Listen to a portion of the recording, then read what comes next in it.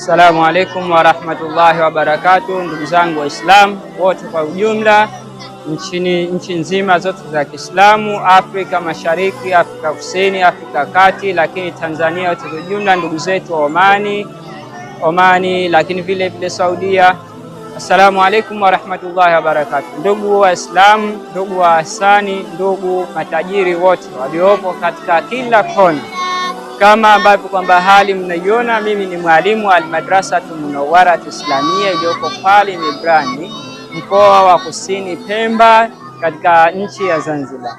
Ndugu zangu matajiri, ndugu zangu wenye uwezo, ndugu zangu wafadhili wote, tunawaomba kama mnavyoiona hali hapa, mimi ni mwalimu mkuu wa Madrasatu Munawwaratu Islamia, naleta kilio hichi kwenu juu ya kutafuta ufadhili kwa ajili ya kujengewa madrasa. Madrasa yetu kama mnavyoiona ni ndogo sana, ina wanafunzi wengi ambao kwamba washavukia kiwango, na wanafunzi takriban 456 hivi. Wanafunzi hawa kama mnavyoona, ndugu zangu ni wafadhili, kwamba wanasoma katika hali duni kabisa, hali ambayo kwamba sisi walimu inatupeleka huzuni, inatutia huzuni katika ufundishaji wetu.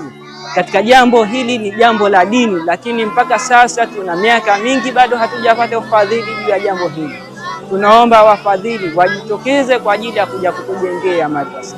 Iliwahi kutokezea ndugu yetu katika kutaka kuja kujenga hapa madrasa, lakini Allah subhanahu wa ta'ala akachukua amana yake, na tayari ilikuwa kashapiga ramani ambayo kwamba ni ya kutosheleza hii ramani kama tunavyoiona, lakini Allah alimhitaji. Hadi leo tangu ndugu yetu huyu kuhitajika, basi mpaka leo bado hatujapata mfadhili na hisani mwingine yoyote. Kwa hiyo tumeamua kuleta kilio chetu hichi, kama mnavyoona wanafunzi hawa, wakati wa mvua kama kipindi hichi, ikinyesha mvua tunawaondosha, wanarudi katika majumba yao. Lakini vile vile wakati wa jua, vile vile ikifika wakati wa mchana, kama mnavyoiona hiyo hali hapa, tunawaondosha vile vile kutokana na jua kali kabisa. Vyumba tulivyo navyo ni viwili, na vyumba hivi havitoshelezi kwa wanafunzi 456.